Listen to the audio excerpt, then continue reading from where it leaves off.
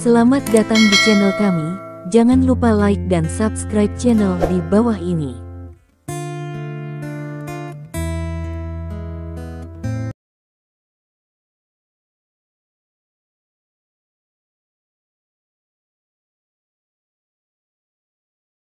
Bab 446.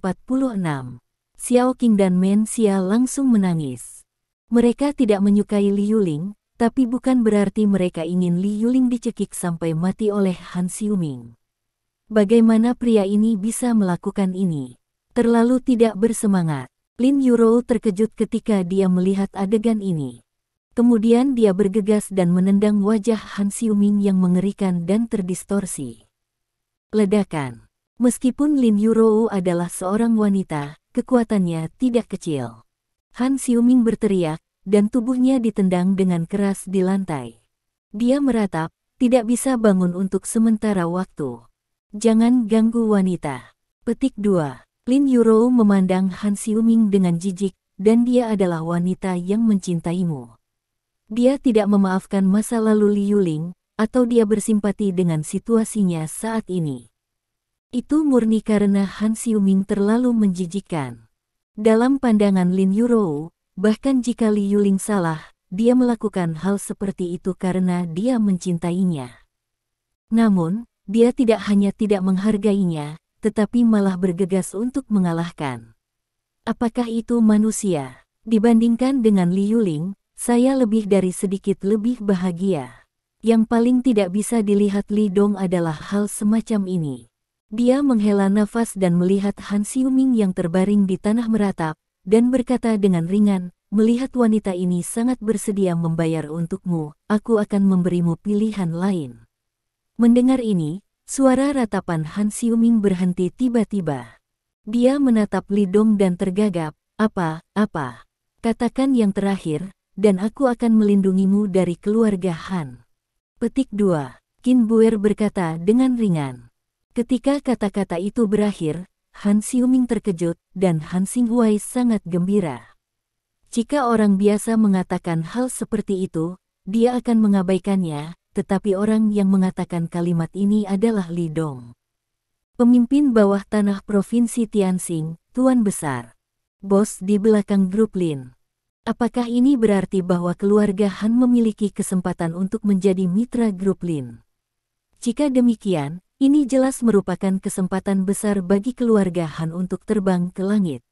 Selama ada orang nomor satu yang tertutup, Fan Jia, saya khawatir dia akan menjadi telur.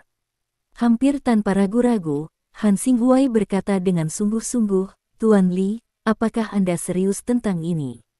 Aku tidak pernah gagal menghitung apa yang dikatakan Li Dong. Li Dong mengangguk. Han Xinghuai segera menatap Han Xiuming dan bertanya dengan cepat, Xiuming, apakah Versas yang menyuruhmu melakukan ini? Han Xiuming masih tidak bereaksi. Ketika dia mendengar kata-kata ayahnya, dia bangun, pikirannya juga sangat terkejut. Tanpa diduga, pada saat ini, segalanya akan berubah menjadi sangat besar. Ini benar-benar menarik. Katakan dengan cepat, bukan? Han Xinghuai bertanya lagi. Ya. Petik 2. Menghadapi tatapan penuh harap Han Xinghuai dan menatap Li Dong yang tanpa ekspresi, Han Xiuming akhirnya mengertakkan gigi dan mengucapkan kata itu. Setelah mendapatkan jawaban yang diinginkannya, Qin Buer menatap Jiang Jialiang. Jiang Ju, anak itu mungkin belum pergi jauh, bisakah kamu mengundangnya kembali? Tidak masalah. Petik 2. Keluarga Jiang datang dan tertawa, lalu berjalan keluar. Dalam waktu kurang dari 10 menit, Jiang Jialiang masuk lagi. Di belakangnya, ada seseorang yang mengikuti. Itu Versas, tapi rambutnya agak berantakan dan wajahnya agak jorok. Dia jelas mengalami beberapa perjuangan, tetapi pada akhirnya dia diundang oleh Jiang Jialiang dengan paksa. Tapi dia adalah satu-satunya, dan Cui Ze dan Yan Feng telah menghilang. Apa yang kamu lakukan? Percaya atau tidak, aku akan menuntutmu. Versas menunjuk Jiang Jialiang dan berteriak dengan tajam. Jiang Jialiang tidak repot-repot memperhatikannya, jadi dia pergi ke samping dan terus menonton pertunjukan. Versas, kan? Li Dong menatapnya dan bertanya sambil tersenyum. Ini aku, ada apa? Apa yang kamu lakukan? Versas menanyakan kalimat ini, tetapi menatap Han Xiuming di tanah, matanya tajam. Dia ditangkap kembali secara tak terduga. Apa artinya ini? Ini berarti Han Xiuming mungkin telah menjualnya. Saya tidak ingin melakukan apapun, saya hanya ingin menemukan Anda untuk mengkonfirmasi satu hal. Petik 2. Li Dong tersenyum. Ada apa? Saya mendengar bahwa mobil saya dihancurkan seperti itu, Anda menginstruksikannya. Li Dong bertanya. Wajah Versas berubah. Tapi dia tenang dengan cepat dan mencibir, kamu bilang ya, apa buktinya? Yah, aku punya seseorang untuk membuktikannya. Petik 2. Li Dong menunjuk ke Han Xiuming. Wajah Versas berubah lagi. Tatapannya menatap Han Xiuming, menatapnya dengan tegas. Tatapannya seperti pisau, seolah-olah dia akan memperlambatnya. Benar saja, bajingan ini benar-benar menjual dirinya sendiri. Ketika hal-hal mencapai titik ini, bahkan jika dia sofisme, itu tidak berguna. Versas adalah pria yang cerdas, jadi dia tidak lagi berdalih, tetapi menatap Li Dong, mencibir, aku memesannya, jadi apa? Yah, tidak terlalu bagus. Hanya ingin kamu memberiku penjelasan. Petik 2. Nada bicara Li Dong tetap tenang. Plotnya berkembang hingga saat ini, dan akhirnya berjalan seperti yang dia bayangkan. Tuan yang saleh ini, jika dia menghabiskan begitu banyak usaha malam ini dan gagal menghukumnya pada akhirnya, Li Dong merasa dia tidak akan bisa tidur. Untungnya, pada akhirnya dia masih jatuh ke tangannya sendiri. Tempat ini, aku akan menemukannya kembali. Jelaskan. Saya tidak punya apa-apa untuk dijelaskan, masalah besar adalah membayar Anda mobil baru. Versas mencibir. Menurutnya, pihak lain benar-benar mati otak. Masih mau menjelaskan. Dia tidak percaya bahwa pihak lain berani melakukan sesuatu padanya, bahkan jika pihak lain memiliki latar belakang tertentu, tetapi dia masih layak. Karena latar belakangnya tidak sedikit. Sejak kecil, dia telah terbiasa dengan kehidupan sampingan di Zonghai. Selama dia tidak memprovokasi mereka yang tidak bisa dia provokasi, tidak ada yang bisa melakukan apapun padanya. Bahkan jika generasi muda dari keluarga Li Utara datang, dia akan berani memprovokasi mereka. Pemuda ini, yang berusia 20-an, memiliki latar belakang apapun. Backing memiliki besar sendiri. Saya bersedia membayarnya untuk mobil baru, dan saya sendiri sudah mengemudikan Sanian. Mobil baru. Saya tidak mau menerima penjelasan ini. Li Dong menggelengkan kepalanya. Lalu apa yang kamu inginkan? Versas meraung dengan suara rendah. Apakah kamu tahu berapa harga yang hampir dia bayar sekarang? Li Dong mengabaikan kata-katanya, tetapi menatapnya, menunjuk Han Xiuming, dan bertanya. Versas tidak berbicara, tetapi menatap Li Dong. Meskipun dia tidak tahu, tetapi jangan memikirkannya, pihak lain pasti telah mengancam dengan harga yang mahal, dan baru kemudian membiarkan Han Xiuming mengakui dirinya sendiri. Saya ingin dia memotong salah satu kakinya. Sekarang saya tahu bahwa yang terakhir bukan dia, tetapi Anda. Anda berkata, apa yang harus saya lakukan? Li Dong tersenyum, lalu perlahan berjalan, mengambil tongkat golf. Melihat tindakan Li Dong, wajah Versas tiba-tiba berubah. Dia menatap Li Dong dan berteriak dengan tegas, apa yang akan kamu lakukan? Saya katakan, jika Anda berani menggerakkan saya, Anda akan menyesalinya. Seseorang pernah mengatakan ini padaku, tetapi pada akhirnya, nasibnya sangat tragis. Li Dong tersenyum ringan. Tentu saja dia tidak akan peduli dengan ancaman vulgar semacam ini. Jangan datang ke sini, paman saya adalah Yue Xin, seorang jenderal angkatan laut China, dan saudara laki-laki saya juga seorang jenderal senior di angkatan laut China. Saya katakan, jika Anda memindahkan saya, mereka tidak akan membiarkan Anda pergi, mungkin mereka akan melakukannya. Menyakiti keluargamu. Petik 2. Versas dengan tegas berteriak, Saya memperingatkan Anda, yang terbaik adalah tetap di depan segalanya, dan saya benar-benar ingin melihat Anda di masa depan. Li Dong menggelengkan kepalanya, apakah kamu mengancamku? Dia memuliakan Dewa Perang Timur, apakah dia akan takut dengan ancaman seperti itu? Jika dia takut, dia bukan Li Dong. Versace menatap Li Dong, mencibir, jika kamu harus berpikir begitu, biarlah. Cek-cek, Li Dong menggelengkan kepalanya, mulutnya bergetar, ekspresinya mendesah.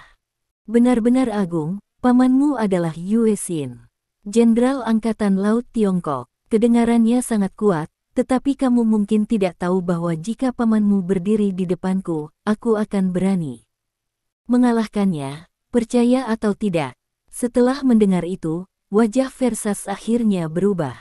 Berani mengatakan hal seperti itu, entah pihak lain bodoh, atau latar belakang pihak lain lebih menakutkan dari yang dia kira. Siapa kamu? Versace menelan ludah. Sekarang, dia merasa sedikit menyesal. Mengetahui bahwa pria Lin Yurou sangat sulit untuk dilakukan, dia tidak akan mendengarkan dorongan Cui Ze untuk datang dan memprovokasi dia. Tidak apa-apa sekarang, si cantik tidak mendapatkan tangannya, malah dia memancing keributan.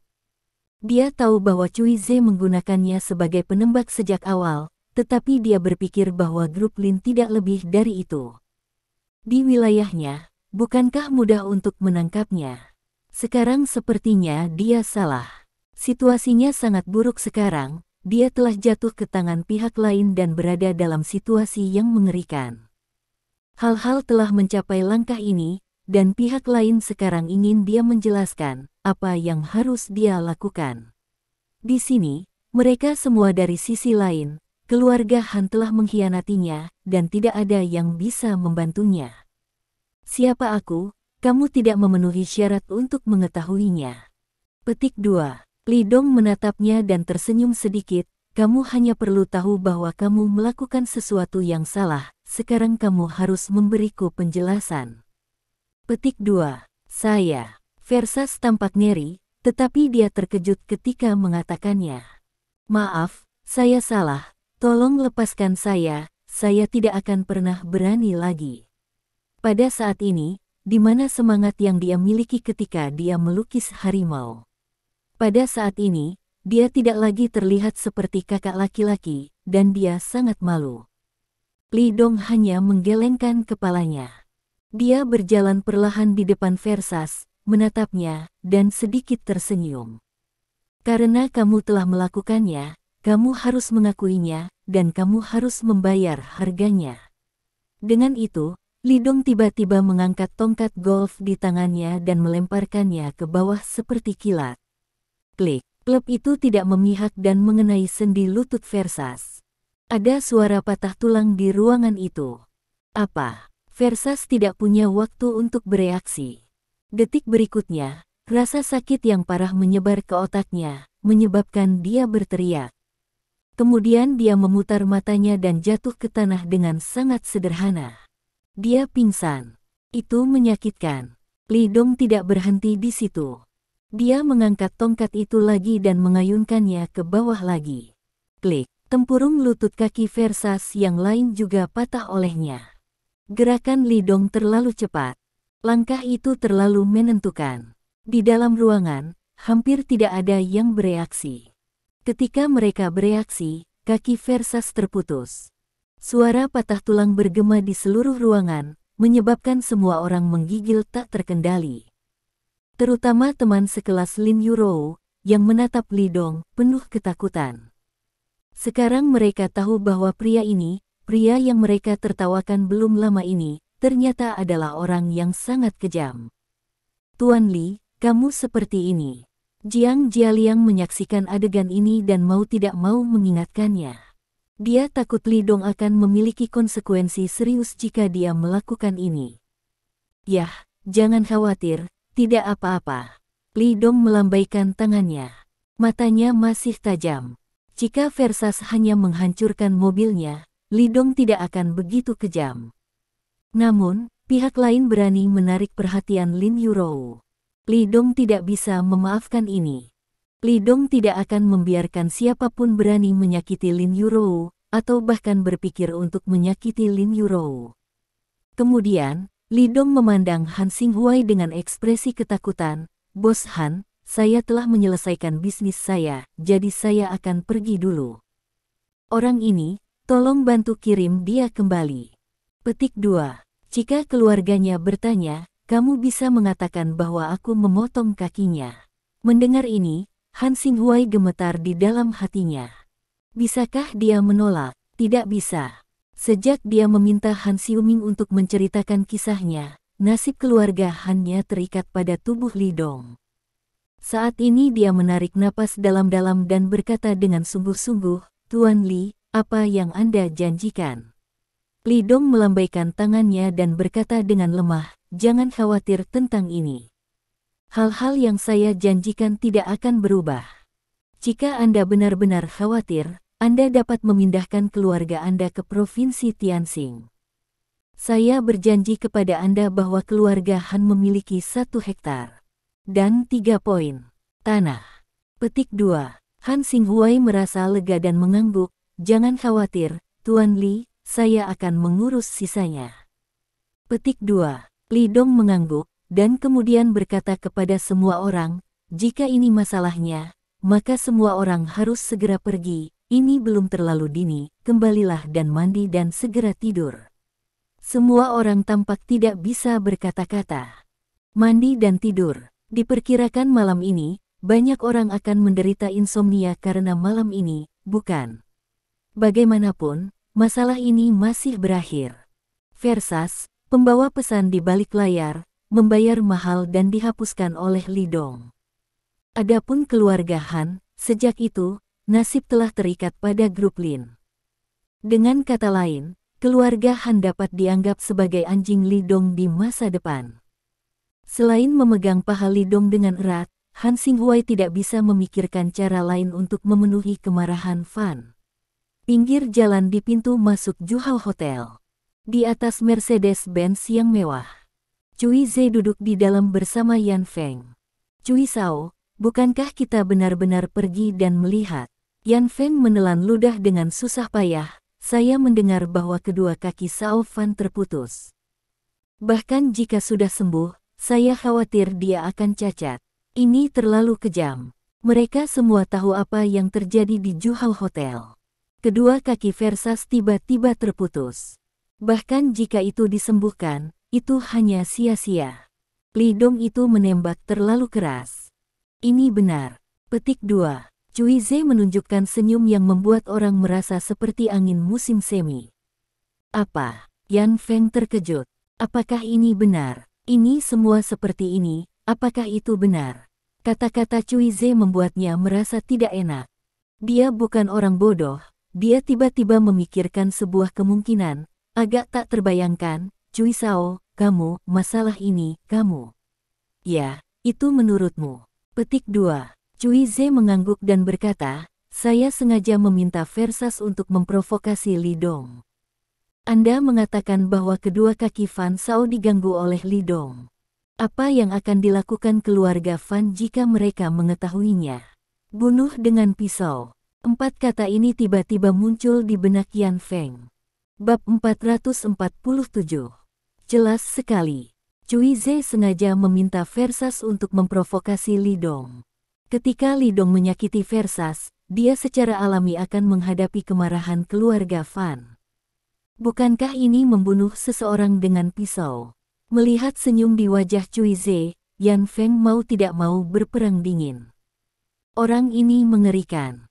Kenapa dia begitu berani? Yang paling mengerikan adalah Cui Ze juga melibatkan dirinya dalam masalah ini. Aku kamu, apa yang Anda takutkan? Cui Ze tersenyum tipis, pertunjukan yang bagus ini baru saja dimulai. Sekarang Anda dan saya sama-sama belalang di tali yang sama, tetapi Anda dapat yakin bahwa keluarga Fan tidak dapat menyalahkan kepala kita. Petik 2. Apakah menurutmu kemarahan keluarga Fan dapat ditahan oleh grup Lin? Ketika Yan Feng memikirkannya, dia merasa begitu. Selama keluarga Fan mengambil tindakan, grup Lin pasti tidak akan bisa tinggal di Zonghai lagi. Ketika grup Lin meninggalkan Zonghai dengan tergesa-gesa, maka ia dapat memperoleh kembali pangsa pasarnya yang hilang. Bahkan lebih jauh. Dan sekarang dia berada di kapal yang sama dengan Cui Ze, itu juga berarti bahwa keluarga Yan dan keluarga Cui Utara memiliki hubungan. Memikirkannya seperti ini, sepertinya tidak ada yang salah dengan itu. Kapan keluarga Fan akan mengambil tindakan? Yan Feng mau tidak mau bertanya. Dia berharap grup Lin akan keluar dari Zonghai sekarang. Jangan khawatir, jika tidak ada yang terjadi, keluarga Fan akan mengambil tindakan paling lambat besok. Petik 2. Cui Ze berkata dengan ringan, orang lain telah menggertak mereka, saya tidak percaya mereka bisa duduk diam. Hari berikutnya, Li Dong mengendarai Mercedes-Benz dan mengirim Lin Yurou ke kantor Zonghai. Buick GL8 tadi malam telah dibuang, Mercedes-Benz S-Class ini dikirim oleh Han Xinghuai. Dalam hal ini, Li Dong tidak menolak. Karena hanya jika dia menerimanya, Han Xinghuai akan merasa lega. Lin Yurou tidak menanyakan apapun kepada Li Dong dari tadi malam sampai sekarang, Li Dong juga tidak menjelaskan apapun. Karena ada beberapa hal, tidak perlu memberitahu dia. Dalam beberapa hari, kami akan sepenuhnya membuka saluran offline. Selama kami menempati 20% dari pangsa pasar, kami dapat kembali ke Laut Cina Timur. Petik 2. Lin Yurou berkata dengan lembut. Sangat cepat. Li Dong terkejut, apakah pangsa pasar 20% terlalu kecil? Tentu. Petik 2. Lin Yurou menggelengkan kepalanya, selama pasar terbuka, saya akan terus tinggal, yang hanya akan membatasi perkembangan orang-orang perusahaan di sini. Mereka tidak bisa melepaskan tangan dan kaki mereka, dan mereka tidak bisa tumbuh. Petik 2. Hanya ketika kita kembali, mereka tidak akan khawatir dan dapat melepaskan tangan dan kaki mereka dan melakukan pekerjaan besar. Petik 2. Li Dong meliriknya dengan penuh penghargaan.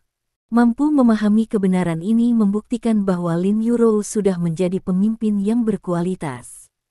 Lagi pula, atasan itu melelahkan. Li Dong hendak berbicara, tiba-tiba wajahnya sedikit berubah. Tetapi beberapa mobil tiba-tiba menghalangi persimpangan, dan Li Dong hanya bisa menginjak rem. Untungnya, Lin Yurou mengenakan sabuk pengaman, tapi dia tidak terpengaruh. Ada apa dengan orang-orang ini? Lin Yurou mengerutkan kening dan bertanya. Li Dong melirik beberapa kali dan mengerutkan kening juga. Tidak ada yang parkir seperti ini, kecurigaan samar muncul di hatinya. Pada saat ini, cangdang. Pintu mobil-mobil sebelumnya tiba-tiba terbuka. Kemudian dia dengan keras diambil oleh orang lain. Saat berikutnya, lebih dari selusin orang berlari ke arah sisi ini dengan agresif. Ledakan. Memimpin seorang pemuda kekar, menamparkan atap mobil. Tenaganya tidak kecil, seolah-olah mau meruntuhkan mobil. Keluar. Dia melihat ke dalam mobil dan berteriak dengan tajam. Li Dong menurunkan jendela mobil, mengerutkan kening dan bertanya, siapa kamu? Kamu tidak perlu tahu siapa aku. Aku tahu namamu Li Dong dan namanya Lin Yurou. Pria itu berkata dengan dingin, berhentilah bicara omong kosong, keluarlah. Petik 2. Jika aku tidak keluar, apa yang bisa kamu lakukan? Li Dong berkata dengan dingin. Tidak ada keraguan bahwa orang-orang ini ada di sini untuk masalah. Di Zonghai, dia menyinggung Yan Feng dan keluarga Fan. Dengan kemampuan keluarga Yan, dia seharusnya tidak berani melakukannya. Kemudian, orang-orang ini harus menjadi milik keluarga Fan. Kata-kata Li Dong jatuh begitu saja. Bunyi suara klik.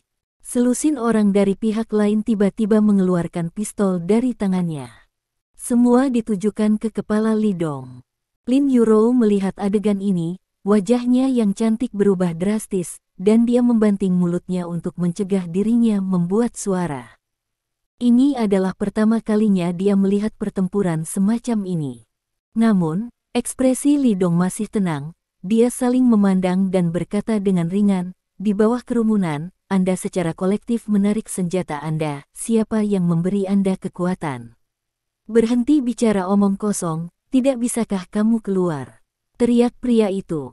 Li Dong mengangguk, lalu mendorong pintu mobil dan menarik Lin Yuro keluar dari mobil. Bahkan, jika dia sendirian, menghadapi orang-orang ini, bahkan jika pihak lain memegang pistol, dia bisa menyelesaikan semuanya. Tapi ada Lin Yuro di sekelilingnya. Peluru tidak memiliki mata, dan Li Dong tidak ingin ada kecelakaan. Karena itu, dia hanya bisa berkompromi sementara. Apa yang kamu cari adalah aku, itu tidak ada hubungannya dengan dia, bisakah kamu membiarkannya pergi? Li Dong berkata dengan ringan, aku akan pergi bersamamu. Petik 2. Apakah kamu punya pilihan? Pria itu berkata dengan keras kepala, dia dan kamu akan pergi bersama kami. Petik 2. Setelah itu, dia akan menarik tangan Lin Yuro, mencoba menarik Lin Yuro dari pelukan Li Dong. Jangan kasar. Petik 2. Li Dong berbalik dengan ringan, menghalangi gerakan lawan. Bunyi suara klik, selusin senjata segera diarahkan ke kepala Li Dong. Pria itu berteriak lebih dingin lagi, kamu mencoba memindahkannya lagi. Setelah berbicara, dia mengulurkan tangannya lagi untuk memisahkan pasangan itu. Suara mendesing. Cahaya keemasan melintas. Hampir pada saat semua orang tidak bereaksi, jarum emas muncul dengan aneh di tangan kiri Li Dong. Dan diam-diam menunjuk ke leher pria itu. Kamu mencoba lagi, kata Li Donghan. Perubahan mendadak ini menyebabkan orang-orang bersenjata ini memecahkan kaca mata mereka. Apakah ini terlalu cepat? Mereka sama sekali tidak melihat gerakan Li Dong dengan jelas, dan jarum emas telah mendarat di leher kepala. Kakak. Kelompok pria ini menggenggam senjata mereka erat-erat di telapak tangan mereka, dan beberapa dari mereka maju 2 langkah. Letakkan moncong hitam di dahi Li Dong, dan berteriak tajam, turunkan. Petik 2. Letakkan senjatamu. Petik 2. Li Dong memeluk pinggang ramping Lin Yuro dengan tangan kanannya, dan dengan tenang mencubit jarum emas dengan tangan kirinya. Dia menatap pria yang tertahan itu dengan kosong, dan berkata dengan ringan, aku berkata, jangan kasar. Petik 2. Jika kamu tidak membunuhku, kamu harus melakukan perjalanan. Pria itu mengerutkan kening. Dia sangat terkejut, bahkan lebih tidak terduga. Pria di seberangnya, memegang jarum emas di tangannya, lebih kuat dari yang dia bayangkan. Dengan lebih dari selusin pistol yang ditujukan, dia dapat dengan mudah menarik jarum emas dan mengendalikan dirinya sendiri. Meskipun perintah yang dia terima bukan untuk membunuh lawan, tetapi untuk membawa Li Dong kembali. Namun, keterampilan pria ini terlalu menakutkan, bukan? Saya tidak membunuh tentara China. Petik 2. Dengan gerakan pergelangan tangannya, Li Dong menarik kembali jarum emas itu dan berkata dengan ringan, jadi, jangan paksa aku juga. Petik 2. Dia bisa tahu sekilas. Kelompok orang ini semuanya adalah tentara. Bahkan, dia melihatnya ketika pria itu pertama kali memulai. Apakah seorang prajurit atau tidak dapat dibedakan dari postur memegang pistol, postur menembak, dan bahkan nada bicara. Tentu saja, itu juga bakat seperti Li Dong yang berurusan dengan tentara sepanjang tahun. Mustahil bagi orang biasa untuk memiliki visi seperti itu. Wajah pria itu berubah. Dia melirik Li Dong dengan curiga, tidak tahu di mana dia melihat bahwa dia adalah seorang prajurit. Tapi tidak apa-apa. Mereka berpura-pura menjadi orang biasa dan tidak mau menarik perhatian. Adapun bagaimana Li Dong melihat identitas mereka, tidak masalah, dia tidak peduli. Asrama. Petik 2. Pria itu berkata, menarik kereta hingga terbuka. Pihak lain memiliki total 4 mobil, yang plat nomornya semuanya dilepas.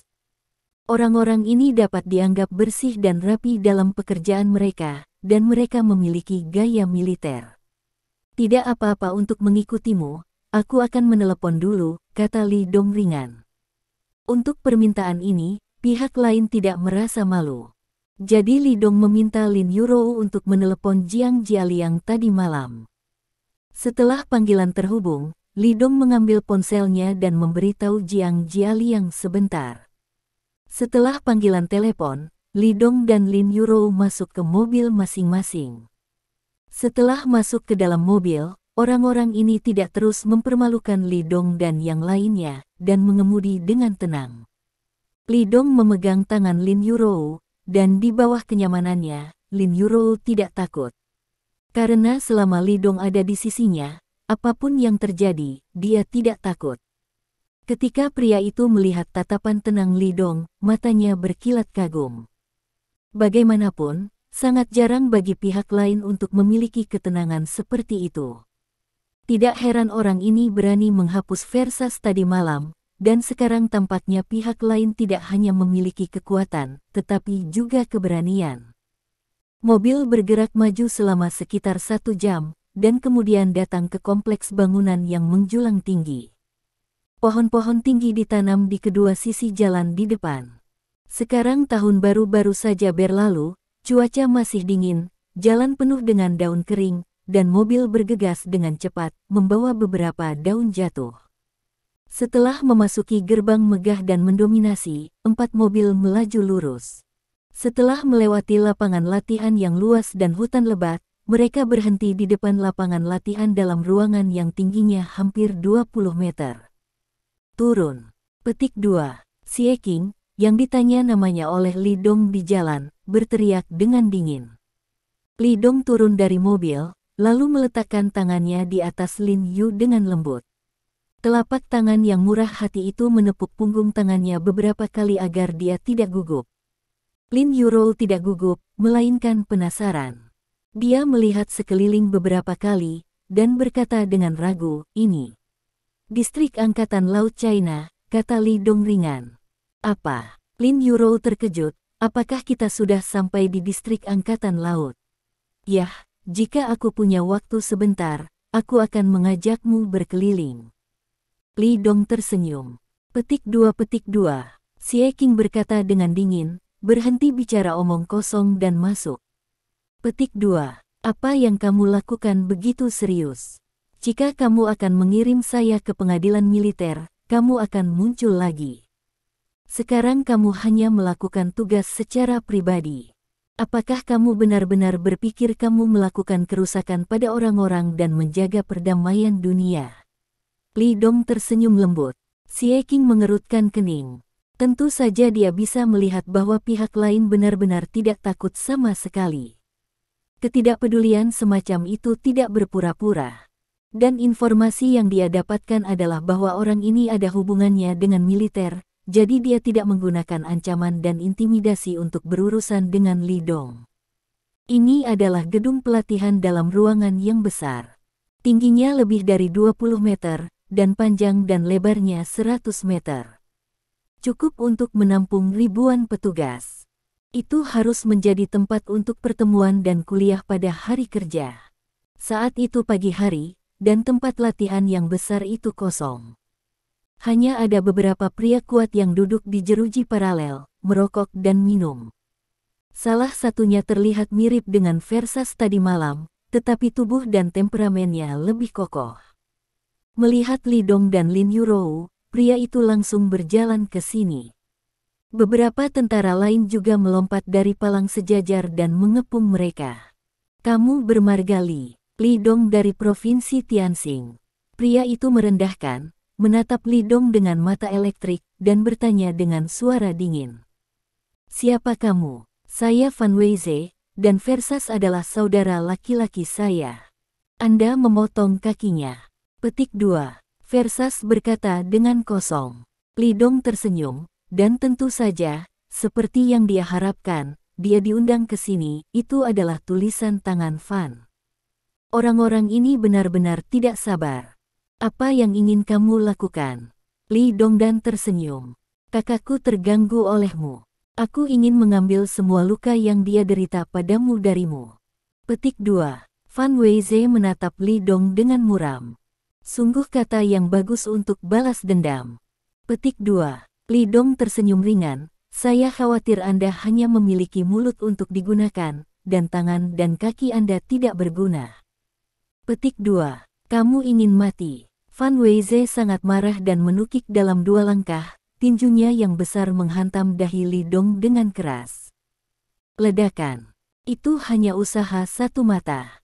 Bagaimana Fan Weize bergegas ke depan adalah bagaimana dia mundur, tidak, dia terbang kembali. Menendang. Itu benar, hanya tendangan. Tendangan kilat mengenai dada Fan Weize, langsung menendangnya ke belakang. Berdebar. Pemimpin tentara ini bergegas melihat seberapa cepat dia terbang kembali. Tamparan. Dia seperti gurita yang tergeletak di tanah, bahkan jika dia menyemburkan seteguk darah. Terlihat menakutkan. Li Dong baru saja menendangnya kembali. Apalagi dengan tendangan barusan, orang yang berdiri di dekatnya dapat dengan jelas mendengar suara tulang rusuk yang patah. Suara ledakan itu membuat kulit kepala para pendengarnya mati rasa. Wow! Beberapa tentara lain mengambil napas setelah melihat adegan ini, hampir bersumpah. Ini terlalu abnormal, kan? Menendang. Kepala mereka, Fan Weize, benar-benar dirobohkan oleh lawan. Bahkan, banyak orang tidak melihat tindakan Li Dong sama sekali. Mereka hanya merasa ada bunga di depan mereka, dan kemudian Fan Weize ditendang. Kecepatan yang mengerikan, kekuatan yang mengerikan. Fan Weize tercengang. Para prajurit itu bodoh. Adapun Lin Yurou tidak ada reaksi. Dia telah melihat Li Dong bertarung terlalu sering. Dalam hatinya, Li Dong tak terkalahkan, jadi dia tidak berpikir orang-orang ini bisa mengalahkan Li Dong. Wanita selalu membabi buta mempercayai dan melebih-lebihkan pria yang mereka cintai. Itu dia. Li Dong menggelengkan kepalanya dengan nada menghina. Lihat dirimu dengan otot yang kuat, tapi kamu tidak menggunakannya untuk pantat. Kamu mendapatkannya dari Jim, seorang anak dari kompleks militer. Dia baru saja mencobanya. Fan Weize ini adalah skill kelas 2 terbaik. Bahkan beberapa saudara elit dalam kelompok Lin tidak dapat menandinginya. Bagaimana mungkin untuk memasuki mata dharmanya? Dengan kekuatan seperti itu, jika Li Dong melakukan tugas di luar sebelumnya, dia tidak akan membawa sampah semacam ini. Orang seperti ini hanya menggertak yang lemah di negara ini. Begitu sampai di medan perang, diperkirakan belum mulai, dan akan takut untuk buang air kecil. Limbah dalam limbah. Engah. Fan Weize dipermalukan dan wajahnya pucat. Kemudian tenggorokannya terasa manis, dan seteguk darah keluar lagi. Bab 448. Bagaimana dengan beberapa dari kalian? Apakah kalian juga masuk? Li Dong melirik prajurit lain sambil tersenyum. Jika demikian, saya menyarankan Anda untuk lebih baik tidak mengikuti hidupnya. Saya khawatir Anda tidak akan mampu menahan saya. Petik 2. Pada saat ini, Xie Qing dan yang lainnya sudah mundur. Dia baru saja menerima perintah dari atas untuk membawa Li Dong ke sini. Adapun apa yang harus dilakukan selanjutnya dan bagaimana melakukannya, itu bukan tanggung jawabnya. Prajurit yang tersisa masih memiliki pinggul yang terentang, mereka berjalan berdampingan, dan Li Dong tidak mundur selangkah. Hanya dalam 5 detik, mereka semua berbaring di tanah dan bersenandung, dan tidak punya kekuatan untuk bangun. Li Dong menurunkan orang-orang ini dan menepuk-nepuk debu di tangannya. Dia melirik Fan Weize yang ketakutan dan berjalan ke arahnya. Fan Weize baru saja dipenuhi dengan kebencian yang kejam, tetapi sekarang dia sangat ketakutan. Dia buru-buru menggunakan tangan dan kakinya bersama-sama dan terus mundur. Ayolah, bukankah kamu ingin balas dendam? Aku diam dan membiarkanmu bertarung. Petik 2. Li Dong memberi isyarat kepadanya dengan seringai di wajahnya. Wajah Fan Weize sangat muram. Dia tidak pernah menyangka bahwa orang ini akan begitu kuat. Dia berada di tangan lawan dan tidak bisa membuat satu gerakan pun. Dia membuka mulutnya, tetapi dia tidak bisa mengatakan sepatah kata pun. Anak muda, kamu terlalu sombong. Petik 2. Tiba-tiba, di tempat latihan yang kosong dan sunyi ini, suara lembut dan dingin datang dari sudut pedal. Dan diiringi suara sepatu hak tinggi yang mengetuk lantai. Li Dong mengikuti suara itu dan melihat seorang wanita berusia 50-an, mengenakan setelan abu-abu perak dan stoking hitam, berjalan tergesa-gesa. Wajah femininnya, yang dihiasi dengan riasan halus, penuh amarah, dan matanya tampak menyemburkan api. Datang bahu-membahu dengannya adalah seorang pria yang berusia kurang dari 50 tahun. Tidak sulit untuk mengetahui dari tanda pangkat di pundaknya bahwa ini adalah perwira berpangkat mayor. Di belakangnya, diikuti oleh seorang pria yang juga berusia 50-an. Dia adalah ayah dari Versas dan Van Weize, Jiang Tao. Dia juga mengikuti wanita di depannya, dengan ekspresi berantakan dan sedikit ketakutan di wajahnya. Sebenarnya, ini adalah gejala sisa yang ditinggalkan oleh pelecehan kejam oleh wanita di depannya. Itu tidak baik tentang menantu yang terjebak di pintu, dia harus menanggung rasa malu dimarahi oleh istrinya. Ya, dia adalah menantu dari rumah ke rumah keluarga Van. Saudara Versas sama-sama mengikuti nama keluarga ibu mereka. Dalam keluarga Van, status Jiang Tao sangat rendah. Mama Van Weize tidak bisa menahan diri untuk tidak terlihat sedikit bersemangat ketika dia melihat ibunya datang. Wanita itu berjalan mendekat dan berjalan ke sisi Van Weize. Dia membelai pipi Van Weize dengan sedikit sedih, dan kemudian cahaya dingin keluar dari matanya, dan dia menatap Li Dong dengan kejam. Ketika dia berjalan ke Li Dong dan hampir 10 cm darinya, wanita itu membuka mulutnya dan berkata dengan dingin, "Apakah kamu tahu bahwa bajingan yang melukai putraku 3 tahun lalu masih duduk di kursi roda?" Li Dong terkejut pada awalnya, lalu mengayunkan hidungnya dengan ekspresi jijik. "Bibi, bisakah kamu berbicara dari kejauhan? Kamu memiliki bau mulut." Van Qingxia tidak pernah menjadi wanita yang tahan terhadap penghinaan, terutama penghinaan seorang pria. Sejak SMP hingga kelahiran dua bersaudara Van Weize, dia masih diakui sebagai wanita tercantik di kalangan. Karena kecantikannya dan latar belakang keluarganya, dia selalu menjadi sasaran kecemburuan wanita dan kesibukan pria. Tidak ada yang berani mempermalukan dan merendahkannya di depan umum. Namun, pria di depannya yang memotong kaki putranya yang lebih muda dan memukuli putra sulungnya menjadi kepala babi membuka mulutnya dan memarahi dirinya sendiri karena bau mulut. "Huang Tian ada di sini, jika saya, Van Qingxia, memiliki bau mulut, saya segera berjongkok untuk berterima kasih kepada dunia." Dia memiliki persyaratan yang hampir ketat tentang kebersihan pribadi dan aspek-aspek yang dapat memengaruhi citranya. Sebagai seorang wanita, sebagai wanita paruh baya yang bisa berbicara tentang pernikahan dengan 2 anak, mampu melakukan apa yang dia lakukan sekarang sudah cukup untuk menjadi model dan model bagi wanita. Namun, bajingan sembrono ini sebenarnya menghina dirinya sendiri dengan bau mulut. Van Qingxia sangat marah, sangat marah.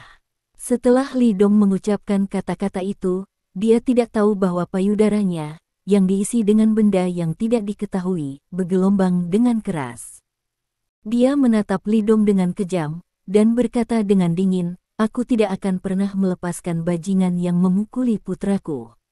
Dia menarik napas dalam-dalam dan berkata dengan kejam, "Aku tidak akan pernah melepaskan seorang idiot yang berani menghinaku. Aku punya segalanya untuk dilakukan, tidakkah kamu ingin membunuhku?" Li Dongman berkata dengan santai. Kemudian mundur selangkah. Gerakan halus ini membuat Van Qingxia marah lagi. Dia tidak mengerti dari mana kepercayaan Li Dong berasal, karena dia adalah pemimpin bawah tanah Provinsi Tianxing.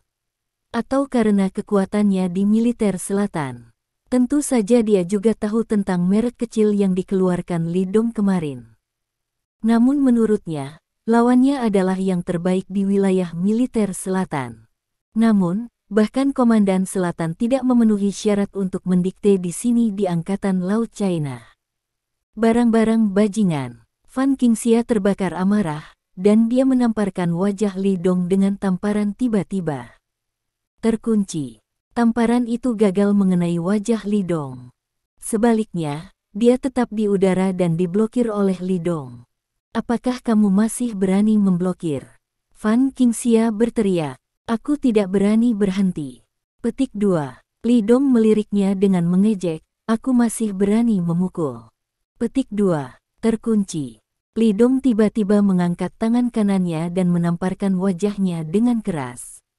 Sebuah tamparan yang jelas. Telapak tangan yang mengandung kekuatan. Mata Fan Qingxia tertarik langsung ke bintang emas, dan dia hampir jatuh ke tanah dengan goyah. Mama. Fan Weize bergegas mendekat dan berteriak, kamu berani memukul ibuku. Istri. Jiang Tao sangat marah. Persetan, aku akan membiarkanmu mati tanpa tempat untuk menguburmu. Petik 2. Anak muda. Mayor berusia 50-an itu mengerutkan kening dan berteriak, kamu tidak tahu seberapa tinggi langit. Tamparan ini seperti menyalakan sumbu, dan suasana yang sudah dingin dan berat di tempat kejadian segera penuh dengan bubuk mesiu. Pada saat yang sama, Fan Qingxia, yang pusing dan terpesona, berteriak, Qizikun, aku dipukuli seperti ini tanpa melihatku, apakah kamu masih berdiri dan sekarat?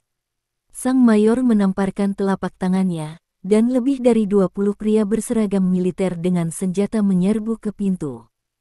Masing-masing dari mereka kuat dan kokoh, dan mengelilingi Li Dong dengan semangat yang ganas. Pikiran Fan Qingxia berangsur-angsur menjadi sadar, lidahnya berguling di mulutnya, dan dia mengeluarkan air liur yang merah. Dia menatap Li Dong, dan berteriak dengan canggung, brengsek, kamu berani memukulku. Aku baru saja menyentuhmu, pukul. Li Dong terkekeh dan menggelengkan kepalanya, kamu berbaring sekarang. Petik 2. Anak nakal, aku ingin melawanmu dengan keras. Fan Weize meraung dan bergegas maju. Tapi Fan Qingxia menangkapnya dan berkata dengan dingin, sekarang ada lebih dari 20 senjata yang melawannya, dia tidak bisa menjadi sombong. Petik 2. Pada saat ini, Mayor Qizikun berkata di sebelah Deng Qingxia, cukup saja dia, jangan bunuh dia, kita tidak mematuhi aturan dengan melakukan ini. Petik 2. Apakah kamu takut? Fan Qingxia melirik ke arahnya, apakah kamu lupa mengapa saudaraku memintamu untuk datang? Qizikun tercengang sejenak, lalu tersenyum pahit, oke, apa yang kamu katakan dan bagaimana aku melakukannya?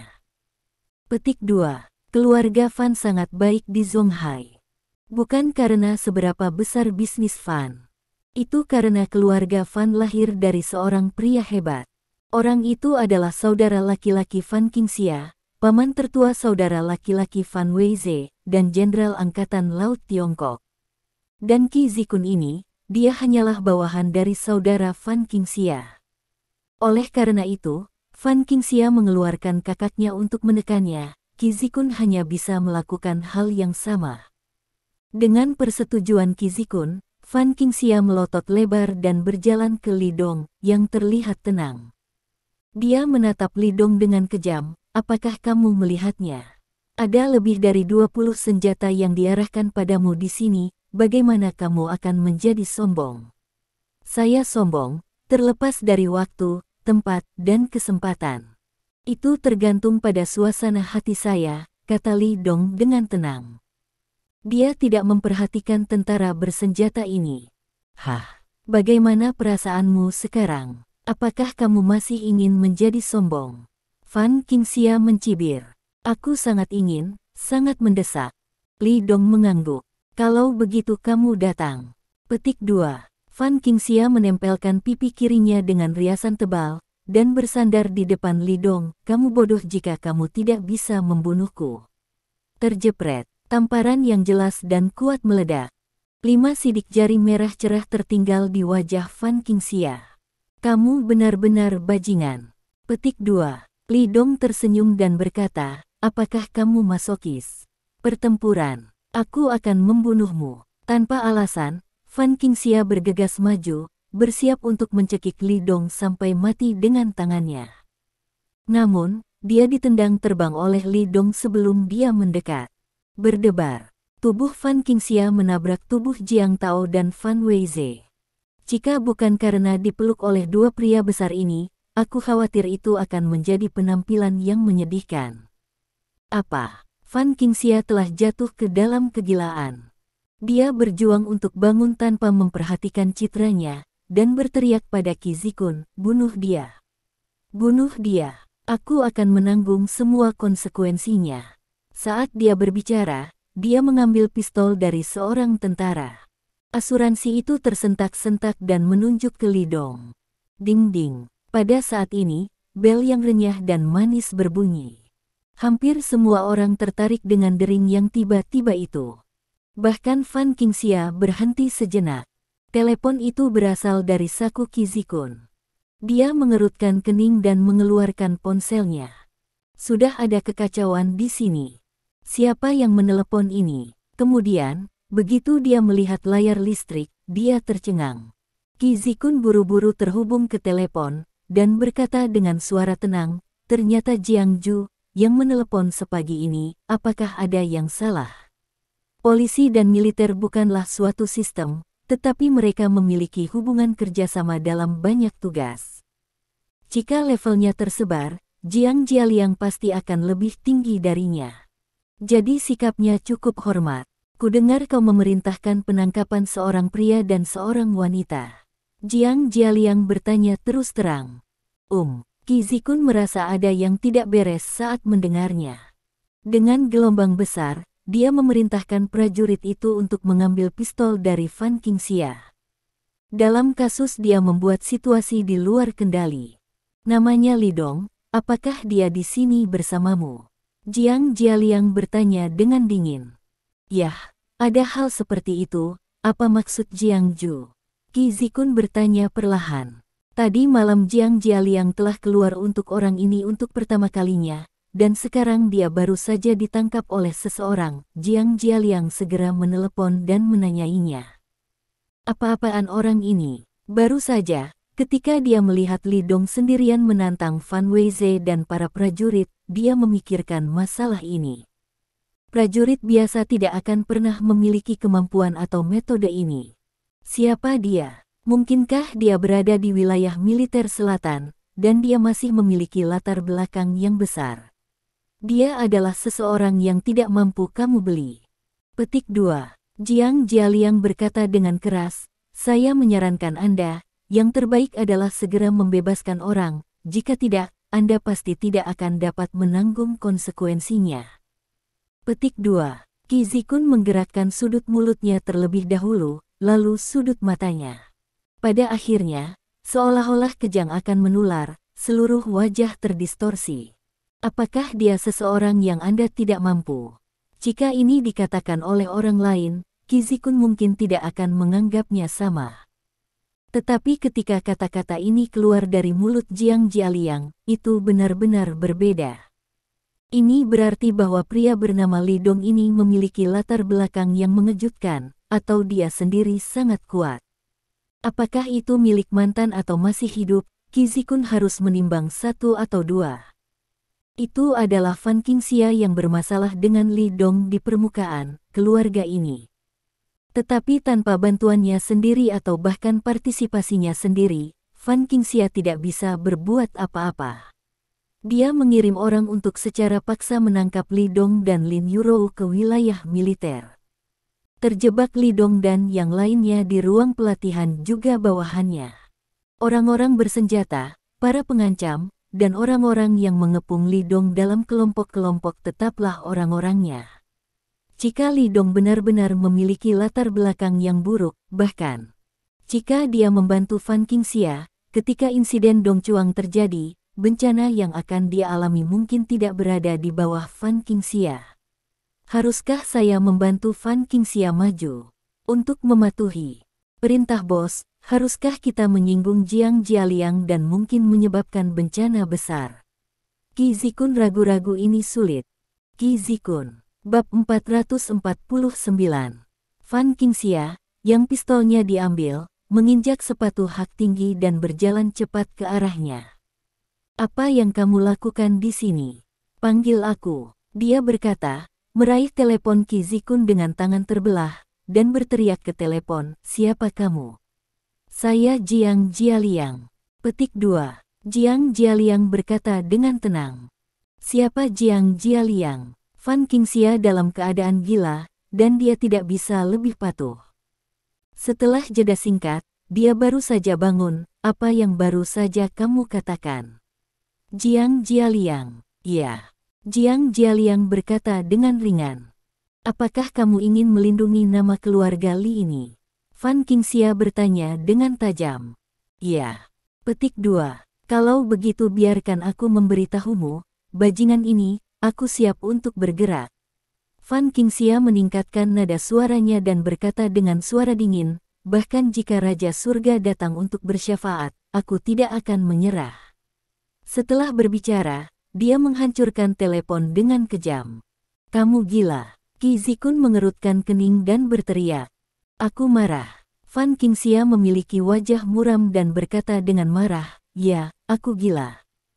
Jika dia memukul putra dan wajahmu, apakah kamu gila? Qi Zikun, jika kamu tidak berani melakukannya, hubungi telepon saudaraku, lihat keponakannya dipukuli, dan dia tidak bisa keluar. Mendengar ini, Qi Zikun tidak ragu untuk mencari ponsel lain dan menghubungi kakak Fan Qingxia. Ketika hal-hal mencapai titik ini, dia harus berkonsultasi dengan atasannya. Setelah Jiang Jialiang digantung, dia mencoba segala cara untuk berhubungan dengan militer. Pertama-tama, dia mencari kenalan di Angkatan Laut China. Ketika pihak lain pertama kali menjawab telepon, mereka mengatakan akan mencoba yang terbaik untuk mencocokkannya. Namun, menunggu kurang dari 5 menit memberinya sinyal untuk kenyamanan. Tingkat tertinggi Angkatan Laut China berkata, orang ini, dia bertekad. Setelah banyak pertanyaan, Jiang Jialiang menerima kabar buruk lainnya. Jenderal Angkatan Laut China mengatakan bahwa kecuali seseorang dapat menggulingkannya hari ini, tidak ada yang ingin melindungi Li Dong dan Lin Yurou. Keluarga siapapun yang dipukuli menjadi babi, saya khawatir mereka tidak bisa terlalu mempertimbangkan. Jika Anda tidak dapat menemukan yang ini, jangan pernah berpikir untuk mengangkat kepala Anda dan menjadi seorang pria selama sisa hidup Anda. Oleh karena itu, bahkan jika Jiang Jialiang, kepala polisi Zonghai, maju secara langsung, pihak lain tidak berniat menyelamatkan muka. Menamparkan di wajah. Lagi pula, ini bukan sistem, dan Anda tidak bisa naik kapal di hari kerja. Siapa yang takut pada siapa? Jiang Jialiang mulai panik. Dia awalnya berpikir bahwa dia bisa menyelesaikan masalah ini dan dia bisa memiliki hubungan yang lebih dekat dengan Li Dong. Tapi sekarang sepertinya hubungannya sama sekali tidak bisa dijalankan. Karena itu, ia tak segan-segan menghubungi nomor pimpinan China Shipping University tersebut. Lao Jiang, apa yang kamu cari padaku sepagi ini? Di kantor, Kepala Eksekutif China Shipping sedang menangani urusan dan terhubung ke telepon sambil tersenyum. Pemimpin, ada yang tidak beres. Apa yang terjadi? Ini Tuan Li Dong. Tuan Li, dia dan Nona Lin Yurou ditangkap oleh personel militer. Petik 2. Mendengar ini, ekspresi pemimpin berubah. Apa? Sekarang Tuan Li dan Nona Lin terjebak di daerah militer. Jenderal mengatakan bahwa dia akan membunuhnya. Jika itu tidak benar, saya tidak akan datang untuk bertanya kepada Anda, kata Jiang Jialiang tanpa daya. Brengsek. Apa yang kamu lakukan dulu dan baru memberitahuku sekarang? Pemimpin besar segera menutup telepon setelah berbicara. Kemudian, dia menemukan Jenderal Angkatan Laut China dan memutar teleponnya. Namun, dalam waktu kurang dari 1 menit, dia dengan enggan meletakkan teleponnya. Karena emosi pihak lain terlalu panas, dia baru saja mengatakan awalnya, sebelum dia tahu identitas asli Li Dong. Pihak lain berderak dan banyak berbicara, dan akhirnya menutup telepon. Tidak ada jalan. Pada akhirnya, ekspresinya berubah beberapa kali dan dia melakukan panggilan. Sekarang, hanya kehadiran tingkat yang lebih tinggi di wilayah militer yang dapat menyelesaikan masalah ini. Setelah beberapa menit, di atas helikopter, seorang pria berusia 30-an sedang merokok. Seragam kamuflase di tubuhnya telah ternoda merah dengan darah. Di tangannya, dia memegang senapan mesin dengan sisa panas. Rambut hitam panjangnya berdebu dan wajahnya kotor. Itu tampak seperti baru saja dibor dari perbukitan di pedalaman. Dia sedang merokok, menuangkan lumpur dan pasir di sepatu bot tentaranya, dengan penampilan santai. "Bos, ponselmu." Petik 2. Di dekatnya, seorang tentara menyerahkan telepon satelit. "Saya Yelong dari Kam Harimau." Petik 2. Misi darurat, perintah, semua Kam Macan, segera bergegas ke distrik Angkatan Laut Cina untuk menyelamatkan tuan perang. Petik 2. Di seberang sana, ada suara cemas. Yelong tertegun sejenak, dan tindakan memukul sepatu bot tentara berhenti untuk sementara waktu. "Cepat ke wilayah Angkatan Laut Cina dan selamatkan Lord Ares." "Tuan Ares." Tiba-tiba, pupilnya menyusut tiba-tiba. "Ya, aku berjanji untuk menyelesaikan tugas." Petik 2. Menutup telepon, Yelong berteriak pada pilot, "Semuanya, segera pergi ke zona Angkatan Laut China." Petik 2. Pergi ke distrik Angkatan Laut Pusat. Pilot itu tidak bisa dijelaskan, "Bos, Jenderal Zhao meletakkan beberapa meja anggur di halaman menunggu kita untuk merayakannya." Petik 2. Ini adalah misi. Yelong meraung, penguasa perang telah kembali ke Tiongkok. Dia sekarang dikepung di zona Angkatan Laut Tiongkok. "Cepat, pergi." Petik 2. "Apa?" Pilot terkejut, lalu menjadi gila. Dia meraih walkie-talkie dan berteriak, semua orang mendengarkan. "Kapten berkata bahwa penguasa perangmu telah dikepung di distrik Angkatan Laut China. Ayo pergi dan cari tempat segera." 5 helikopter mengubah arah mereka dan terbang menuju distrik Angkatan Laut China. Selain Kam Harimau, militer China memiliki 3 tim khusus tingkat atas, yang juga menerima pesanan yang sama. Untuk sementara waktu, 4 tim khusus, apakah mereka sedang melakukan misi atau pelatihan, semuanya berkumpul dengan kecepatan tercepat dan terbang menuju Angkatan Laut China. Qi Zikun menutup telepon, tetapi hatinya terpana. "Bos," langsungnya, kata-kata asli Yue Xin adalah, "Jangan khawatir, lakukan dengan berani, dan aku akan menanggung semua konsekuensinya." Apalagi yang bisa dikatakan Qi Zikun jika dia mengatakannya pada titik ini. Ketika Fan Qingxia mengetahui bahwa kakaknya akan mendukungnya tanpa ragu, matanya menjadi galak. Warna ganas di wajahnya begitu kuat sehingga dia pertama kali melirik Li Dong dengan masam, dan kemudian berjalan menuju Lin Yurou. "Apakah kamu Lin Yurou dari grup Lin?" Fan Qingxia menatap Lin Yurou dan berkata dengan dingin, "Apakah kamu wanitanya?" "Ya, saya istrinya." Lin Yurou mengangguk. "Kamu memukul keluargaku, kalau begitu, aku akan membiarkanmu melihat bagaimana aku memperlakukan keluargamu." Petik 2. Seperti yang dikatakan Fan Qingxia, dia tiba-tiba menamparkan wajah cantik Lin Yurou. Terkunci. Namun, tamparannya masih gagal mengenai Lin Yurou, tetap di udara tidak bisa bergerak. "Kamu benar-benar cukup murah, istriku sangat imut dan cantik, kamu malu melakukannya," kata Li Donghan. Fan Qingxia benar-benar gila. Dia berjuang beberapa kali, tapi dia tidak bisa keluar dari lingkaran besi telapak tangan Li Dong.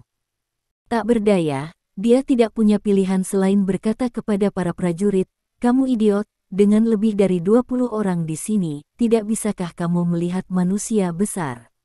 Beri aku tembakan untuk mematahkan kaki anjingnya."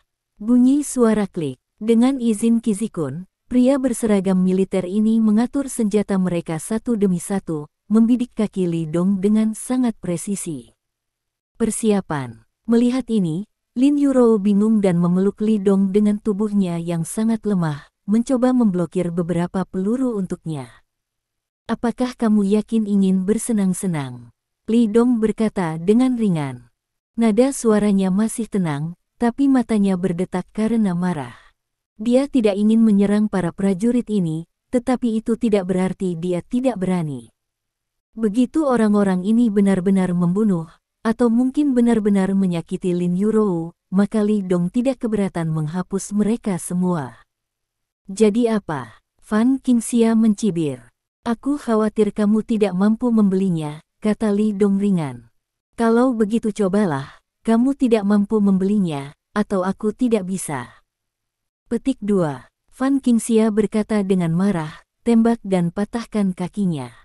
Jika dia berani bergerak dan membunuhnya secara langsung, aku akan bertanggung jawab. Ledakan. Geng bos berseragam akan menembak, namun, saat ini Li Dong bergerak. Semua orang hanya merasa bahwa Li Dong telah menghilang di tempat dengan sekuntum bunga di depan mereka. Ledakan. Bunyi suara klik. Detik berikutnya, suara teredam, bercampur dengan tulang yang patah, keluar. Kemudian Qi Zikun dan yang lainnya melihat sesosok tubuh terbang terbalik. Bang-bang. Suara klik, suara klik, suara klik. Serangkaian suara teredam, serangkaian patah tulang, bergema hampir bersamaan. Dua lusin tentara yang telah membuka asuransi senjata semuanya terbang terbalik. Tidak ada yang membuat suara teredam, semua orang jatuh ke tanah 7 atau 8 meter jauhnya dan pingsan. Tangan dan kaki mereka, tulang telah patah, dan dada dan tulang rusuk semua orang telah patah beberapa kali. Namun, Li Dong secara langsung menunjukkan kekuatan paling kuat saat ini. Satu tembakan adalah kekuatan penuh, dan dalam waktu kurang dari 2 detik, lebih dari 20 tentara dijatuhkan. Bahkan Tuan Besar dipenggal olehnya, para prajurit ini, paling banter, bahkan bukan Tuan kelas 3, bahkan jika mereka dipersenjatai dengan senjata, mereka tidak bisa melawan Li Dong. Setelah menyingkirkan para prajurit ini, Li Dong kembali ke sisi Lin Yurou lagi, dengan tatapan tenang, seolah-olah dia belum pernah pergi sebelumnya. Bab 450. Qi Zikun tercengang. Fan Qingxia juga tercengang. Jiang Tao juga tercengang. Fan Weize juga tercengang. Keempat orang itu menatap Li Dong dengan tatapan kosong, seolah-olah mereka telah melihat hantu. Apa yang terjadi barusan? Kamu. Petik 2. Qi Zikun menunjuk Li Dong, menelan ludah, hatinya sangat terkejut, dan dia tidak bisa berbicara. Dalam waktu kurang dari 3 detik, lebih dari 20 tentara dengan peluru tajam dipecahkan. Apa konsep ini? Saya khawatir, bahkan seorang master hebat tidak dapat melakukannya, bukan? Apa yang saya katakan, Anda tidak mampu membelinya. Petik 2. Li Dong tersenyum ringan, karena kalian ingin bermain, saya akan menemani Anda bersenang-senang. Jika Anda tidak melihatnya dengan mata kepala sendiri, saya benar-benar tidak percaya. Daerah militer lokal kecil berani melakukan ini. Petik 2. Ketika tentara hendak menembak, Li Dong sudah memutuskan bahwa dia akan menyelidiki masalah ini sampai akhir. Ah, kau mati untukku. Petik 2. Fan Qingxia kembali ke akal sehatnya. Meskipun dia juga terkejut dengan metode Li Dong, ekspresinya tiba-tiba menjadi lebih mengerikan. Saya melihat itu, sementara Qi Zikun tidak memperhatikan, dia mengeluarkan pistolnya yang cocok sekaligus. Langsung diarahkan ke Lin Yurou dan menarik pelatuknya. Ledakan. Pistolnya meledak. Tembakan keras bergema di seluruh area militer. Namun, tapi baik Lin Yurou maupun Li Dong tidak terkena. Faktanya, Li Dong telah memperhatikan saat Fan Qingxia menarik senjatanya, dia memegang Lin Yurou dan meninggalkan tempat itu. Jadi tembakan Fan Qingxia kosong. Kamu ingin mati? Li Dong marah. Wanita ini berani menembak Lin Yurou, tak termaafkan. Sosoknya menghilang di tempat, terkunci. Sebuah tamparan, menamparkan dengan keras. Setengah dari wajah Fan Qingxia menjadi bengkak, dan seluruh tubuhnya terbang keluar dan jatuh dengan keras ke tanah. Dia tidak pingsan dalam keadaan koma, tetapi dia juga tercengang. Tidak ada yang tidak menyakitkan di seluruh tubuh. Dia ingin berteriak, tetapi ternyata dia tidak bisa mengeluarkan suara. Jika Anda melihat lebih dekat, Anda akan menemukan bahwa rahangnya telah terkilir oleh tamparan Li Dong. Meskipun Li Dong marah, dia masih menahan tembakannya. Kalau tidak, tamparan ini akan langsung meledakkan kepalanya. Setelah menyingkirkan wanita ini, Li Dong berjalan ke Lin Yurou, melihatnya tampak ketakutan, dan dengan cepat bertanya, "Istri, apakah kamu baik-baik saja?" Lin Yurou menepuk dadanya dan menggelengkan kepalanya, "Aku baik-baik saja." Petik 2. Istri, istri, bagaimana kabarmu? Jiang Tao buru-buru berlari menuju Fan Qingxia. Mama, Fan Weize juga berlari. Hanya Qi Zikun yang berdiri di sana, menatap Li Dong dengan ekspresi luar biasa. Kekuatan yang ditunjukkan oleh Li Dong terlalu menakutkan, dia masih shock sejauh ini. Wow, pada saat ini, langkah kaki berantakan datang dari luar gerbang.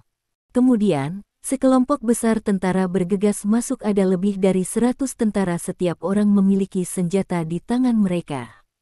Fan Qingxia melepaskan tembakan barusan, yang membuat para prajurit ini khawatir. Setelah mereka berlari, mereka langsung mengangkat senjata mereka dan mengarahkan mereka ke Li Dong dan Lin Yurou. Karena mereka yang hadir, kecuali Li Dong dan Lin Yurou, semua orang, para prajurit ini, saling mengenal dan mengenal. Hanya Li Dong dan Lin Yurou yang tidak saling mengenal, jadi mereka menganggap Li Dong dan yang lainnya sebagai musuh. Terutama setelah melihat Fan Qingxia dan 2 lusin tentara tergeletak di tanah, mata para prajurit yang menatap Li Dong ini bahkan lebih buruk. Mereka hanya menunggu perintah Qi Zikun. Selama mereka memesan, mereka akan langsung menembak. Wajah Qi Zikun berubah lagi dan lagi. Pada saat ini, hatinya sangat kusut. Tidak ada keraguan bahwa lawan memiliki kekuatan tempur yang mengerikan, yang cukup untuk membuktikan bahwa lawan memiliki latar belakang yang hebat. Ini bahkan lebih besar dari yang Anda bayangkan. Namun, karena masalah ini telah terjadi hingga saat ini, itu tidak dapat diubah. Begitu pihak lain pergi dari sini, dia harus bertanggung jawab. Dan saya takut untuk membawa pot ini. Qi Zikun, ayo perintahkan, tembak mereka sampai mati. Apa kau tidak melihatku dipukuli seperti ini? Cepat perintahkan mereka untuk dibunuh. Petik 2. Rahang Fan Qingxia awalnya terkilir, tetapi Fan Weize membantunya memperbaikinya. Pada saat ini, meskipun otaknya masih berdengung, dia bahkan tidak bisa berdiri tegak. Namun, dia masih berhasil meneriakkan kalimat ini. Wajah Qi Zikun mengembun, dan sentuhan tekad melintas di matanya, baru saja akan memerintahkan tembakan. Tapi kali ini, ledakan. Pintu ruang pelatihan ditendang terbuka tiba-tiba. Gerbang besi tidak bisa menahan dampak besar, jadi itu bergegas masuk. Tamparan. Pintu besi terbanting ke tanah, membuat suara gesekan logam yang tumpul dan keras. Di bawah perubahan yang mengejutkan, teriakan yang mendominasi dan arogan datang dari gerbang. Siapa di antara kalian yang berani bergerak dan mencoba? Raungan yang rapi dan kuat meledak dari kerumunan. Di ruang pelatihan yang kosong dan sunyi ini, gema bergema untuk waktu yang lama. Qi Zikun gila. Dia melihat lencana harimau di pundak orang-orang itu, dan langsung mengenali identitas mereka. Camp Harimau. Geng orang di seberang itu semuanya dari Tiger Camp. Pada hari kerja, saya bisa melihat yang terakhir yang tampak seperti mimpi, tapi kali ini baik-baik saja, dan tiba-tiba seperti lebih dari 20 tentara sihir turun dari bumi. Konsep apa? Sekelompok pria kejam yang berdiri di seberang hampir 1/5 dari kekuatan perkemahan harimau. Qi Zikun merasa sedikit lemah di kakinya, dan seluruh tubuhnya mengejang seperti domba. Jantungnya berdetak lebih cepat, seolah-olah akan keluar dari tenggorokannya. Pada saat ini, dia melihat harimau Tiger Camp yang mengancam dan heroik. Qi Zikun menelan ludah, tanpa ragu-ragu, dia langsung berdiri memperhatikan sekelompok orang kejam yang berdiri di sisi yang berlawanan seperti puncak gunung. Menginjak, angkat lengan. Qi Zikun berteriak, salam. 100 tentara memiliki momen keheranan. Kemudian, mereka semua meletakkan senjata mereka dan memberi hormat kepada harimau Camp Harimau ini dengan sikap yang jujur. Hentakan yang rapi, postur militer yang megah, sepertinya menghadapi sekelompok dewa perang yang kembali dengan penuh kemenangan. Satu persatu pemujaan embun dan fanatisme. Nyatanya, kelompok harimau ini memang kembali berjaya. 5 jam yang lalu, mereka baru saja lepas landas dari pangkalan teroris dengan lebih dari 50 teroris dan senjata yang kuat. Fan Qingxia tercengang. Fan Weize dan Jiang Tao tercengang. Ketergantungan terbesar mereka adalah Qizikun, memberi hormat kepada para prajurit muda yang telah muncul secara misterius. Apa itu? Kam Harimau. Fan Qingxia mengira nama ini agak familiar, seolah-olah dia pernah mendengarnya di suatu tempat. Tetapi untuk wanita seperti dia, sangat sulit untuk mengingat di mana dia pernah mendengarnya. Fan Weize tampak tidak percaya. Fan Qingxia tidak tahu konsep perkemahan harimau, tapi dia tahu. Dia juga seorang tokoh tingkat umum di Angkatan Laut China, dan dia seperti petir untuk brigade khusus domestik seperti Kam Harimau. Faktanya, impian terbesar setiap prajurit adalah bergabung dengan barisan Tiger Camp. Fan Weize juga berpikir, tapi dia terlalu boros untuk lolos. Fan Qingxia sangat marah dan geram. Qizikun, kamu adalah perwira sialan dengan pangkat mayor, memberi hormat kepada sekelompok anak laki-laki berambut kuning. Apakah ada janji? Qizikun tampak pahit, di depan mereka, saya tidak menginginkan barang itu. Petik 2. Mayor itu luar biasa. Mata Yelong yang mengintimidasi melirik Fan Qingxia, lalu berbalik untuk meneriaki harimau Kam Harimau, semua pangkat di bawah mayor akan membela Lao Su. Begitu suara itu jatuh, dua harimau muda berdiri dengan canggung dari kerumunan. Prajurit harimau muda ini memiliki bekas darah di pipi kirinya, yang tertembak peluru nyasar. Yang lainnya, separuh tubuhnya berlumuran darah. Katakan padaku mengapa kamu bukan jurusan? Tanya Yelong. Reporter. Harimau yang pipinya tertembak peluru nyasar itu tampak serius, karena aku memukuli seorang kolonel yang pura-pura dipaksa. Petik 2. Yelong melambaikan tangannya dan bertanya pada yang lain, bagaimana denganmu? Broter Tigeraying, yang separuh tubuhnya berlumuran darah, dipelintir dan diperas untuk waktu yang lama sebelum dia berkata dengan malu, tidak bisakah saya mengatakannya? Kesal. Tahun lalu mahasiswi saya dilecehkan oleh beberapa gangster, dan saya memotong kaki ketiga mereka. Petik 2. Pria jujur itu menggaruk kepalanya. Anggota keluarga sepele ini tidak sederhana dan memiliki latar belakang yang dalam. Anda tidak menutupi saya, bos, jadi saya sekarang peringkat terendah di Kam Harimau. Persetan. Ternyata kau, bajingan, membuatku didenda 100 tongkat tentara karena melukai Lao Su. Yelong memarahi sambil tersenyum, dan kemudian menyempitkan senyumnya. Dia mondar-mandir ke arah Fan Qingxia dan berhenti sekitar 3 meter darinya. Yelong menepuk dadanya dan berkata, selama aku mau, yang berdiri di depanmu adalah seorang letnan jenderal. Fan Qingxia benar-benar terpana. Apakah ini sekelompok penjahat? Sekelompok anak. Laki-laki Mao Tou berusia 20 tahun hampir semuanya berada di atau di atas level utama.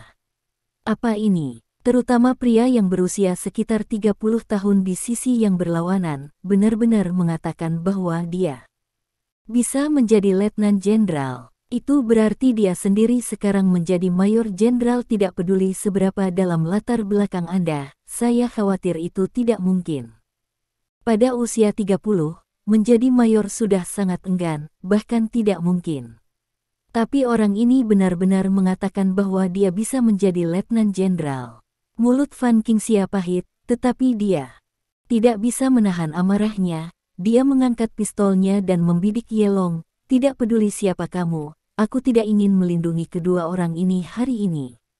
Meskipun dia baru saja ditampar oleh Li Dong, pistol itu masih ada di tangannya, bodoh. Petik 2. Yelong meludahkan dua kata dengan dingin, dan melangkah maju. Bitch, letakkan pistolmu. 20 tentara Kam Harimau dengan cepat mengarahkan senjata mereka ke arahnya. Saya khawatir selama dia berani menembak, daya tembak orang ini dapat langsung mengalahkannya menjadi genangan sampah. Jangan datang. Melihat Yelong mendekatinya tanpa rasa takut sama sekali, Fan Qingxia mau tidak mau menunjukkan ekspresi ketakutan. Dia dengan gemetar menggoyangkan pistolnya dan berkata, aku akan menembak ketika kamu kembali. Petik 2. Aku telah diarahkan oleh lebih dari 1000 senjata dan belum diberi nasihat. Kamu ingin membodohiku dengan hal yang compang-camping seperti itu. Ye Long mengangkat alisnya dan menamparnya dengan tamparan keras, mengambil pistol dari tangan Fan Qingxia seperti kilat. Katakan, siapa yang memberimu keberanian untuk melakukan ini? Apakah mereka menyinggungmu atau dia? Ye Long memegang pistol di tangan kirinya dan menunjuk ke arah Fan Weize, yang gemetaran. Melihat mata Fan Qingxia berkedip, Ye Long mengangkat kepalanya dan berkata dengan santai, "Yang ketiga, biarkan dia pergi." Petik 2. Ledakan. Ledakan. Begitu suara Ye Long jatuh, tembakan terdengar. 2 tembakan. 1 tembakan, 1 tembakan, 1 tendangan. Setelah tembakan, Fan Weize menjerit dan jatuh ke tanah, mengejang kesakitan. Putra, Fan Qingxia dan Jiang Tao berteriak pada saat bersamaan. Wajah Fan Qingxia berubah dan dia berteriak dengan panik, "Mengapa kamu menyakiti anakku? Kam harimau itu hebat, aku ingin menuntutmu, dan aku tidak akan membiarkan mereka pergi. Kamu sedang menunggu untuk pergi ke pengadilan militer. Mengapa?" Ye Long melengkungkan mulutnya dengan dingin, mengeluarkan buku catatan merah kecil dari pinggangnya, dan melemparkannya ke wajah Fan Qingxia. "Aku tidak peduli jika aku membunuhnya." Fan Qingxia mengambilnya, dan ada 3 karakter besar yang tertulis di bukunya. Kesaksian pembunuhan. Dia tidak tahu perkemahan harimau, tapi dia tahu apa itu sertifikat pembunuhan. Hal ini hampir sama dengan Sang Fang Baojian, dengan otoritas besar. Seperti yang dia katakan, bahkan jika dia membantai putranya, dia akan baik-baik saja. "Kamu punya, mereka tidak." Fan Qingxia meraung dengan ganas, "Tidak." Ye Long menoleh untuk melihat sekelompok orang di Kam Harimau, dia bilang tidak. Ketika orang-orang itu mendengar ini, mereka mengeluarkan buku catatan merah dari pinggang mereka. Lebih dari 20 buku catatan merah menabrak Fan Qingxia seperti rudal. Bang bang bang. Beberapa buku mengenai wajah Fan Qingxia, tetapi dia benar-benar lamban. "Kita memiliki segalanya. Semua orang ini adalah pria garang dengan sertifikat pembunuhan." Pada saat ini, apa yang bisa dia katakan? Terima kasih. Sampai jumpa di bab selanjutnya.